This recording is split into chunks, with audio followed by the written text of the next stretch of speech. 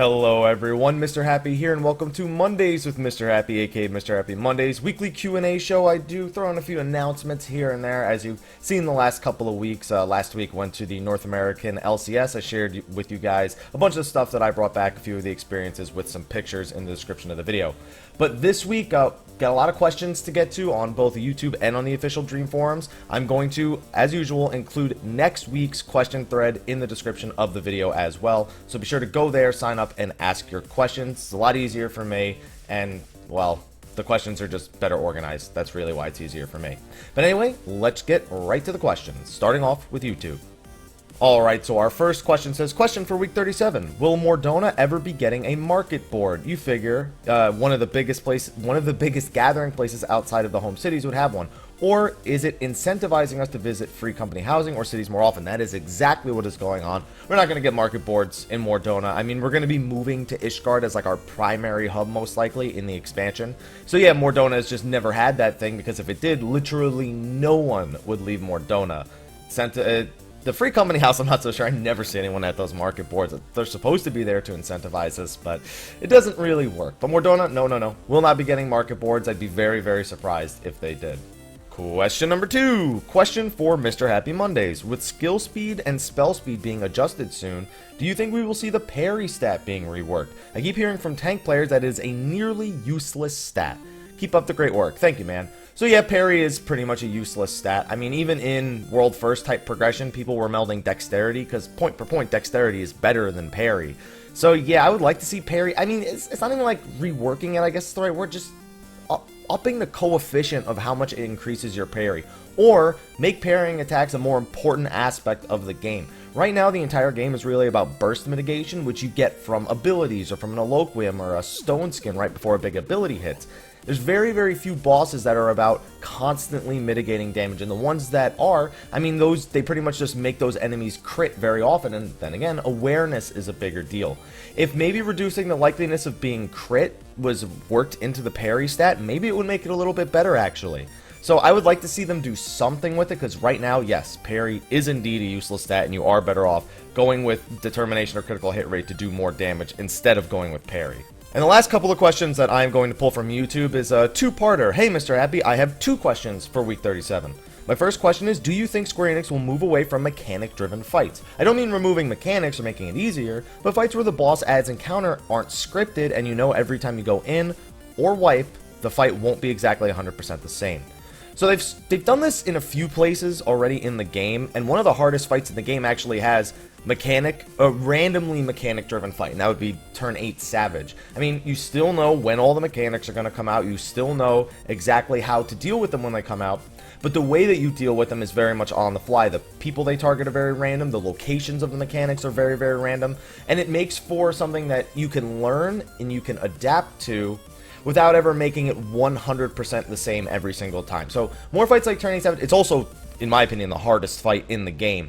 Other fights they've done random stuff on, like Stone Vigil hard mode, you know, the last boss is very random, doesn't have an aggro target, does whatever it wants, just charges at people, and that fight's too easy. So it's a matter of striking a balance between the two. And the person says, my second question is that would you like to see less one-shot insta-kill mechanics, but mechanics where you can survive but get a permanent debuff and or a permanent buff for the boss, etc. This would make fights more forgiving and harder, feel more challenging, so you don't screw up one mechanic, wipe, and redo, and said you don't wipe and it becomes harder but not impossible. Final Coil is a lot like that. Almost all the bosses have some sort of mechanic where it's, hey, you died, it's not the end of the fight, you can still win, but we're going to make the rest of the fight harder for you. Turn 10, in the last phase, the boss gets additional damage stacks, does electric burst every time you make a major mistake and somebody dies, and then does more damage for the remainder of the fight. Turn 11, if you get too close to the boss, it gives you vulnerability stacks. If you get hit by mechanics, they don't one-shot you, you just will now take more damage for a very prolonged period of time, which of course makes healing through the mechanics a lot harder. The boss can get damage stacks as well if you let people die to certain mechanics, but it is, again, still recoverable after that. So they've started working that into some of the turns, and I'd like to see a little bit more of it. I guess it's more, a question of the jump rope mechanics, like, oh, you know, do it right, or that's it, the jump rope falls apart. I'd like to see a mix of both. I think that they can very easily make fights where making constant mistakes makes the fight harder and harder and harder without outright wiping you. And like I said, Final Coil has a few good examples of that. So yeah, I would like to see some more stuff like that. Show some more creativity instead of this, oh, you messed up. Sorry, that's it. You're done. Bye-bye. Alright, and now moving away from YouTube, going to move to the official Dream Forum. So the questions, again, be sure to check that link in the description of the video below if you want to ask your questions there. So question number 5. Hey, Mr. Happy, I have a question for you and a bonus question after that. That would be 2 questions. Yes. There was a bogus leak skill list for Dark Knight, and it actually had some really interesting things in it. I was hoping to get your thoughts on it. It mentions the Dark Tank stance, granting a healing effect of 30% of each hit taken, going right back into HP. It sounds somewhat like skills I have seen before that turn incoming attacks into healing instead of damage. Do you think this sort of effect would be a viable stance or cooldown on 14 as it is now? Why or why not? So yeah, I've seen the bogus Dark Knight stuff. I was so funny. I knew it was bogus when I first saw it. What I didn't know is that if you took the first letter from each name of the bogus abilities, it spells "you are an idiot," which I thought was really clever of the person when I found that out. I knew that stuff was going to be bogus, though. I mean, I'm never for or against real mechanics. I think any mechanic can work. You have to make sure that the game is designed that way. And since Heaven's Word is a fresh start, any mechanic like that could very, very easily work. As long as they just make bosses where you won't die in the process of trying to use this new mechanic they set in place. Like how they didn't design bosses for the way they originally designed the 2.0 Warrior, and therefore they had to completely remake the Warrior or remake all the content. So they just remade the Warrior's abilities to make it able to stand up to those mechanics. So yeah, I think it could be okay, and I'm looking forward to seeing if we ever have... I want to know more about Dark Knight anyway, so hopefully something like this makes it in, and we can find out that they're not just another copy-paste tank, and they actually have some real unique mechanics to them. Not like when they said, oh, Ninja's all about deciding which poison you want to use, and then you just decide once, and that's the end of it. Bonus question, who's your girlfriend, if you don't mind sharing? Also, Pixar, it didn't happen. Come on, man. Seriously now? Girlfriend is Mel. You're never going to see her, probably, because she's not interested in being on camera or anything like that. You have to respect her wishes for that. But besides, you can find her on Twitter. If you follow me on Twitter, you'll see us tweeting at each other back and forth anyway. So, anyway, wait, and if you don't want to answer, then at least take my congratulations. Thanks. Thank you for your congratulations on me having a girlfriend. Alright, on that note, the next question from week 36. Hi, Happy Son. Oh, please don't do that. Question for week 37. It's been a while since you've done a job guide / basics on the jobs that Realm Reborn has to offer. We'd love to see you do an update on Dragon Monk, but I have a better idea. Why not update on all the jobs, including the new ones in Heaven's Word once it releases? Also, maybe comparison videos to, i.e., Dragon Monk Ninja, Dark Knight Warrior Paladin, White Mage Scholar Astrologian, etc. Oh, so you're... okay. Well... Sure. I mean, that's what I was planning on doing anyway. At this point, redoing those things is pointless because of, the expansion. That's kind of how I felt for a while now. Nothing's really changed about the jobs in a long time. Like 2.1, and then, of course, the addition of Ninja in 2.4, and the changes to Dragoon. Like, those were the only real things. And I spoke about those, and I've mentioned those a lot in other videos, so that's why I never really went around to remaking those ones. But with Heaven's Word coming out, a lot of the old videos I did, I am going to be remaking. So, don't worry. I had that planned well in advance. Next question. Don't know why I started doing that. Like last week, whatever. Hey, Happy, love the vids. Question for Mondays with Mr. Happy, aka Mr. Happy Mondays. I love when people just say the whole thing. Also, a repost from a couple weeks ago. Alright. I'm curious about the bot population on other servers. It seems like every time I log in, I see a little group of Lalafell bots on our already jam-packed server. Sounds like you're on Balmung. It's pretty annoying for people who have to wait in queue to log in and friends who want to join the game with you, but the server is full. Is there anything Square Enix can do about this? Yeah, they do things about it all the time. They ban thousands of accounts every week that are involved in things like this. It's just... the RMT are ruthless. Alright? That's the bottom line. Funny story about RMT. Here's how ruthless RMT are. So, I stream on Twitch. That's not news to anyone. But for the past year, maybe even longer, I've been getting RMT Twitch messages. Yeah. Now, that's one thing to show how ruthless they are. I was streaming the other day, like maybe a week and a half ago, I'll say the other day. And I told everyone I just got a message from the RMT, and I said, I wonder if they ever, like, actually watch the stream, if they just, like, send those messages like the bots do and they don't interact at all. I got a follow-up message from the same RMT account that just said, hi. They're just letting me know we're watching you. They're ruthless, man. They're going to keep coming back no matter what Square Enix does. Even if Square Enix has an algorithm, they're going to keep coming. It's just a matter of reducing the number, maybe changing the algorithm for the tells. Every time they have algorithms in place to prevent those tell spams, but they every time they do it, the RMT is just like, all right, what's the algorithm? All right, do this instead. It's real hard to eliminate them altogether, but Square Enix is trying, and hopefully they can have just a little bit more success in the coming months with Heavensward coming and whatnot. Next question. Hey, Happy, it's Aqua. Question for week 37. Hello, Aqua. With the level cap being raised and Square mentioning that the story is going to be about 50 hours long, do you think it'll take that long to get from 50 to 60 with doing the story? Or do you think that it'll take less time to get to 60 than there being a decent amount of story quests after hitting 60? I think it's going to be very similar to 2.0, where you hit, like, the last few missions were level 50 and that was it. I think it's 50 hours if you watch the cutscenes. There are a lot of people that are just going to flat out skip the cutscenes. Like, that's the bottom line. It's what's going to happen. So yeah, I think if you watch them, it'll actually take closer to 60 to 70 hours because you're spending 50 hours with the cutscenes as well. I guess it depends. Yeah, 50 to 60 hours is a better estimate. I think it'll take about that long with watching the story cutscenes. Who knows with fake grinding and dungeon grinding and all that. And also level your ult on beam. Yeah, I should do that.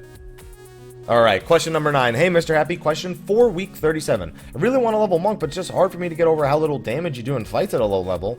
I'm trying really hard to like Monk because I'm a big Ida fan, but I do so little damage.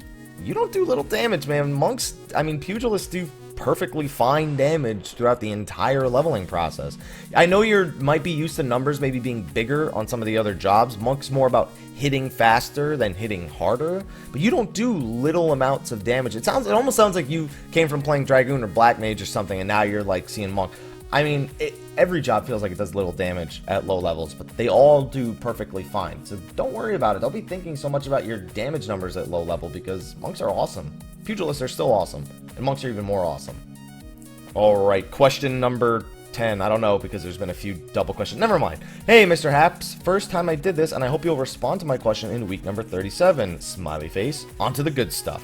One thing I am worried about for Heavensward coming out is how well the difficulty will increase as the higher levels go. Because of item levels, it's hard to gauge. I have most of my level 50 classes, 3 of them, at approximately item level 110. What do you think the appropriate item level will be for Heavensward content up to 60? I think item level should go up as we level up. I'm going to guess that by 54, 55, you'll be getting item level 130 stuff from standard dungeons and quests in the expansion. By level 60, I'm imagining will be closer to item level 170-ish. And that's why I really like right when you get to 60. They've said that there's going to be wider item level gaps, which really surprises me when it comes to Alexander Normal and Savage.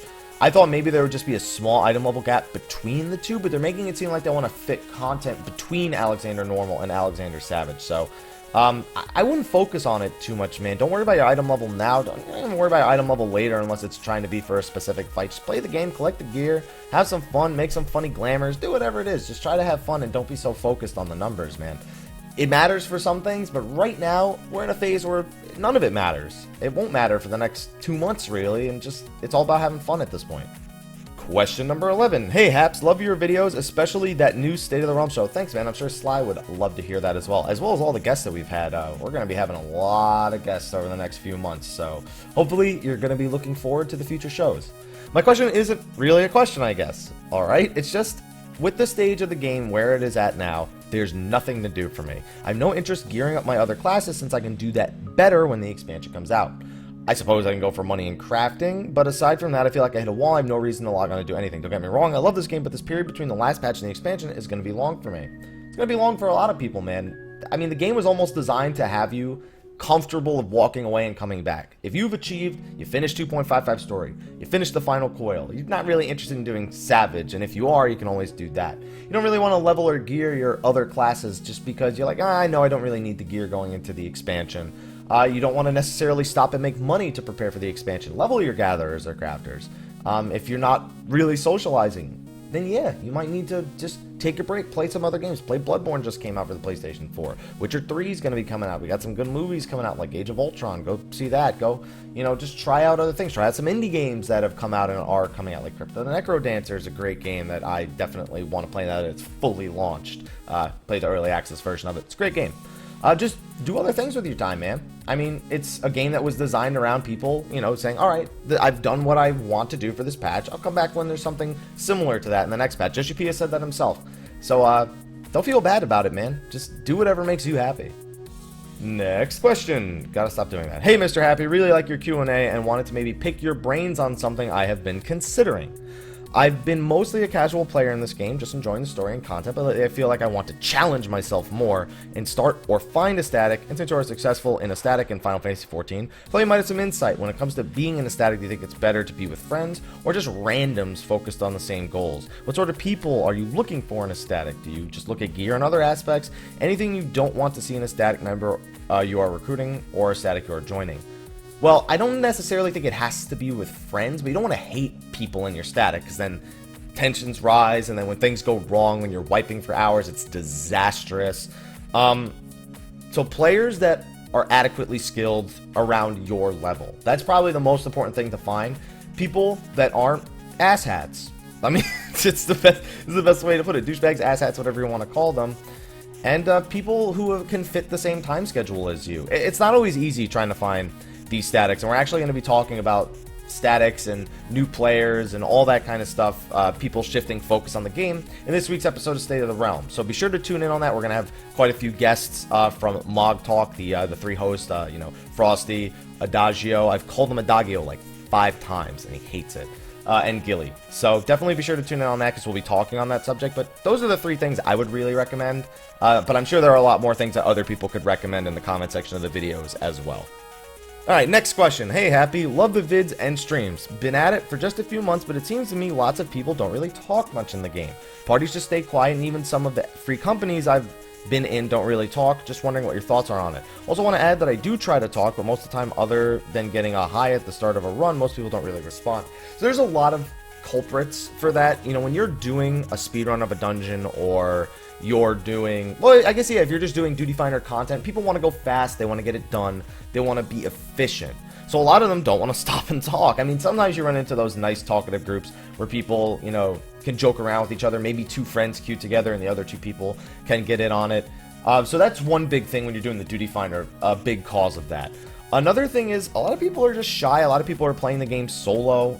They're not really used to interacting with other players. It's a lot of people's first MMOs, so it can be quite a bit more daunting than, you know, playing a single player game, and maybe you know, just, I don't know, even just playing multiplayer in a game like Call of Duty. Like, a lot of people don't use the microphones because, well, we've heard the people who do use the microphones, and it usually doesn't go too well. There's a lot of different things that come to it. Sometimes people form cliques because of statics. Sometimes people use TeamSpeak or a Mumble or something like that to talk instead of talking in game. There's a lot of things that could be the cause of it. It's just a matter of finding the people that actually do interact with each other. There's link shells for that. Some free companies do it more often than others. It's just a matter of finding the right people, man. It's not always easy, but that's really what the answer is. Next question. Hey, Haps. Appreciate all the work you do. Keep up the good work. Thank you, my friend. Also, nice smiley face. Anyways, everyone keeps telling me that playing with the mouse and keyboard is better than a controller. I don't even want to read the rest of your question, because I can tell you right now that's not true. But I'll finish it just for the sake of, yeah. I'm currently trying to switch, but I have very tiny fingers, and it's making it very difficult to reach WASD to the number keys. Got a Razer Naga already, but there are any other tips for those of us that are trying to switch? Thanks again, man. I don't have big hands either, man. That's why I use shift and control modifiers. I actually have a video that explains how I do my key bindings with a Razer Naga, actually. So I guess I'll include that in the description of the video, or as an annotation or something. I'll decide that later. But as for your first comment that people are telling you it's better, no. See, people who have played on PC gaming all their life will tell you that. I've been a mix of a PC gamer and a console. I've always really MMO'd with the keyboard, except with Final Fantasy XI, because it was so slow, it was easy to do for me on the controller. But they're both perfectly fine. I raid with people that are on, like, world first tier that play with controller. It's no different. If you're more comfortable with the controller's perfectly fine. If you're more comfortable with the keyboard and mouse, it's perfectly fine. Don't let people just outright tell you it's better. Maybe it's better for them. That doesn't mean it's better for you. If you find that you play better with the controller, play with the controller. Play the way you're comfortable and make it work for you. Next question. Hey, Mr. Happy, how you doing today? Doing good. It's a good day. Had a good breakfast. Gonna cook a good dinner later for me and my girlfriend. It's gonna be a good day. My question this week is about Triple Triad. I never used to be a big Triple Triad player in the older games, excuse me, but I've only just recently found it very fun to play. I'm curious to see what other cards they will bring when Heaven's Word comes out. I know that World of Darkness gives you the Onion Knight, because I noticed that I hadn't gotten it when the raid was done. What cards do you think the Alexander raid could give, and what character cards would you like to see in the game? First of all, I don't think Alexander's going to be giving cards. Maybe Alexander normal, but Coil doesn't give cards, so I don't see Alexander giving cards. If they did, I'd like to eventually get an Alexander card from it. Then again, I'd also like to get a Bahamut card, and we still don't have that yet, so maybe I should hold off on that for a little bit. What character cards? I mean, Kane. I'd like to see a Kane card. I'd like to see some villain cards from the old games like Garland and Kefka and Zande or Cloud of Darkness. You know, I'd like to see some more villain cards. They did the heroes. Let's get the villains in the game now. But Alexander, yeah, I don't think that'll give it. I think a lot of dungeons and stuff will give it. I think all the new dungeons are going to have a card. I think there's going to be new NPC cards. We know there's about 20 new cards in 3.0, probably 20 new cards in 3.1, etc. So I'm curious. Those are my wishes, but I'm curious to see what cards they decide to add going into Heavensward, and if they add new rules to Triple Triad, because I think they'll do that too. Next question. Sup, Happy? Yo, what's up? Don't know why I did that. As part of a group which took about 2 to 2.5 months to clear all the coil turns after it was released, we feel that the difficulty was about right for us. However, I'm concerned that Alex hard mode will be too difficult for us, while Alex normal will be too easy. Do you think the proposed higher difficulty risks locking out even more of the player base from the final endgame content? And do you think they should have gone with a 3 difficulty modes like WoW did? WoW has way more than 3 difficulty modes. I think they have like LFR, normal, heroic, flex, anywhere from 10 to 30 people or something like that, and mythic, which is locked in at 20 people. But the thing is, with WoW, it's like super easy, easy, normal, hard. Like that's, if I had to like break down LFR, normal, hard, and mythic, that's what it would be. And on top of that, flex, changing around the difficulty of the mechanics based on how many people you brought. I think it's perfectly fine. I think you're maybe worrying a little bit too much at this point.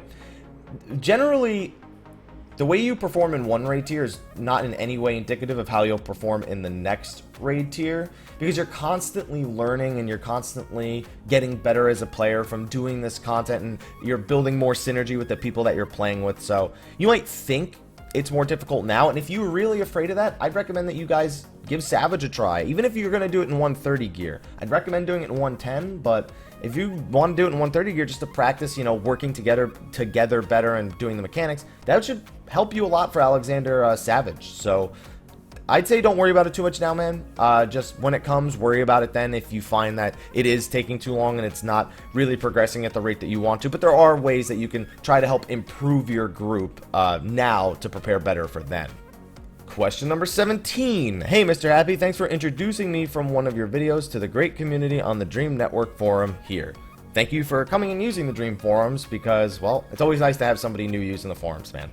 Question for week 37. How do you feel about the end number of the ENC DPS? I don't even know what ENC means. I've seen the number before. I thought it meant enhanced or something. I don't know. Effective DPS, something like that. Total, whatever. DPS. Your DPS, I'm assuming you're talking about for a parser.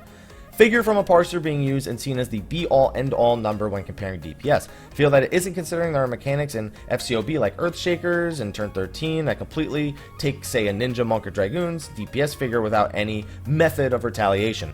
A lot of people that I know that, you know, use these numbers to judge performance, they generally take into account how many times you've been targeted by this. A lot of the times they like to see a video with it so they can say, oh, okay, he got targeted by this 5 times. You know, that explains why his numbers are a little bit lower. Most people I know that adequately use that information, they don't just go like, oh, that's bad. They're usually pretty understanding about when you get hit by multiple mechanics. So it just sounds like the people you're referring to are just like the people who are just ignorant to the use of any mechanics. Don't get me wrong. They should be paying attention to how many times you get the mechanics, but it shouldn't just be, oh, they did less because they got targeted by mechanics. It should also be like, well, they did less because they were targeted, but were they still optimizing the amount of DPS they could do based on that? Were they using things like Shukuchi or shoulder tackles to get back in range after the Earthshakers, or were they running up to the boss? You know, were they weaving their global cooldowns? Did they try to get their dots off? Did they run away from the boss too early to deal with the mechanic? Those are things that they can tell. But people who use the be-all, end-all without taking those things into consideration, without really reading between the lines, I wouldn't even worry about those people all too much. Just as long as you know that you can keep improving and you know where, you know, you lost DPS and you can explain that adequately, that should be good. Next question. Hey, Mr. Happy. First of all, congratulations on your videos. Thanks, man. You're the only streamer YouTube that really caught my attention. I watch your videos every day. Thumbs up. Thank you, man. Thank you so much for the support. I have 2 questions, and I promise they'll be short and straight to the point. I'm going to hold you to that. Do you think that Dark Knight might overshadow Paladin and Marauder Warrior? Yeah. This brings back some Final Fantasy XI feelings when Ninja used to be overpowered and no one would use Paladin, but the Paladin got buffed, people stopped using Ninja. Think a similar thing could happen? I think it's going to happen like what happened with Ninja. Everyone's going to play the new job. Some people are going to realize, it's not really for me, and then they'll go back to what they were playing before. They might try something else, even if it's one of the older jobs. I mean, you have to remember that even though we have these new jobs coming out, a lot of people are equally as excited for the new abilities that the current jobs are going to get. It's not like there's just going to be a new job added like it was with Ninja, and there's going to be no changes or additions to the other jobs. There will be additions to everything. People will probably flock to those new jobs at first, but a lot of people are eventually going to level out, and everything should be okay. Now, in terms of efficiency, I don't know. Warrior was pretty terrible. It was fun, don't get me wrong, but it was pretty terrible for the content they designed, like I was talking about earlier. So who's to say it's going to be overpowered? For all we know, it could be completely underpowered like Warrior was, and they have to tune it up. I'm not gonna I think it can do that whole overshadowing thing, but I think Paladin will never be overshadowed. Hallowed Ground and all those defensive cooldowns are just too good, and I don't see Dark Knight getting all those exact same utilities.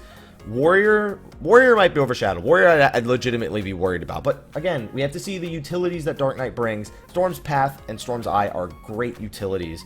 Even just Storm's Path is a great utility. We have to see if Dark Knight has good utilities that would replace that and would make it more beneficial to bring it instead of a Warrior, or if it's really, you can kind of decide on the fly which one is which.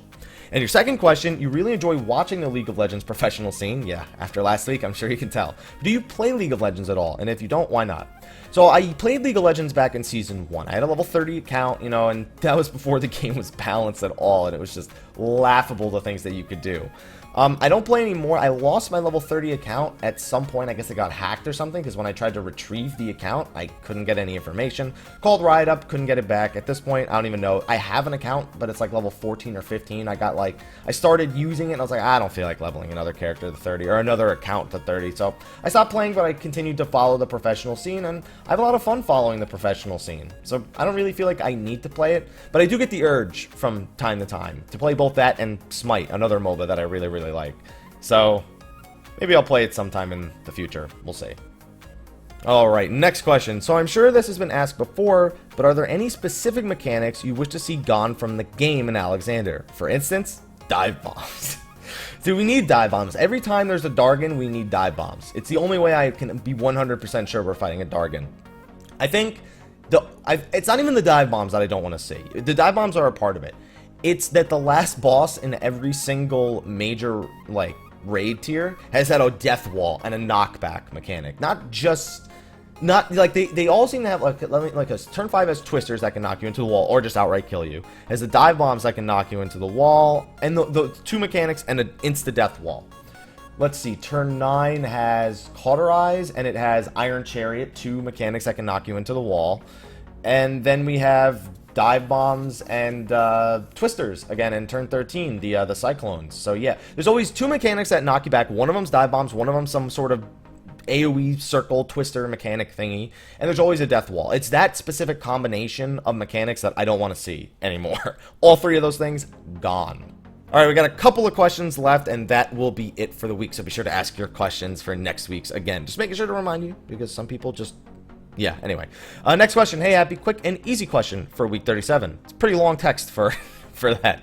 I thought that the hour were supposed to be in the character creation benchmark, but I just installed the benchmark, and they've only got the current races. Okay. So, at the time of recording this video, the Heavensward benchmark isn't out yet. You downloaded the old benchmark for A Realm Reborn. The Heavensward benchmark comes out Sunday night at midnight, or I guess Monday morning at midnight, depending on midnight PST from April 26th, whatever it is. It's not out yet, is what I'm trying to tell you. On Monday, go download that benchmark, and that will have the Aura, my friend. And the last question is something I actually briefly spoke about in Happy Gaming News yesterday, or today since I'm recording it the day it launches. Hey Happy, a more gaming general question. How do you feel about Steam's and Bethesda's move to have paid mods? I can see the thought process behind it, and I didn't really read much of Gaben's Reddit thing. I've read 1 or 2 lines. I guess there are pros and cons to both sides of it. I think the cons outweigh the pros here, though. Like, the pros is that you can basically develop mods as almost like a career. I guess it was trying to open up another career path through people who use the Steam Workshop, and they love spending all their time there. But that's it, you know, like that's pretty much the only major pro. After having free mods for all this time, anything that goes from free to paid is never going to go over well with the community. And I think that there were other answers, there are other routes they could have taken to help ensure that modders were able to get these things, you know, like donation things. I think a donation system would have been better, because people, I feel like, are really willing to donate more money than they're even willing to spend buying it. Like, it's like, oh, this is $5 to buy. I don't want to buy that. It costs $5. Something's free. It's like, wow, this is really good. Oh, he's got a donate button. Let me throw him $10. I don't know why. It just seems that people are like that. They almost appreciate the notion of free, especially if you put a lot of hard work into it. I think they definitely have other options. I'm thinking that they're probably going to explore other options, because a lot of people are not happy. Like, this is an understatement how unhappy people are. But they are furious, up in arms on all of the Steam Bethesda forums. I think they could have approached it better. I think we'll see some changes. So that's my opinion on that. Thank you, everyone, for asking your questions for this week. Again, be sure to ask your questions for next week. Again, preferred method would be on the Dream Network forums. The link for that, I don't know why I keep doing this. I've started doing this with my hands, and I don't know. I like pointing. I don't know why it's rude. Be sure to go check out the Dream Network forums. Be sure to ask your questions there, and check out all the other forums that are there. There's a lot of other stuff on those forums where you can interact with other people, other members of the community, and it should be good fun. But anyway, thank you for watching. I'll see you guys next week, and until then, take care.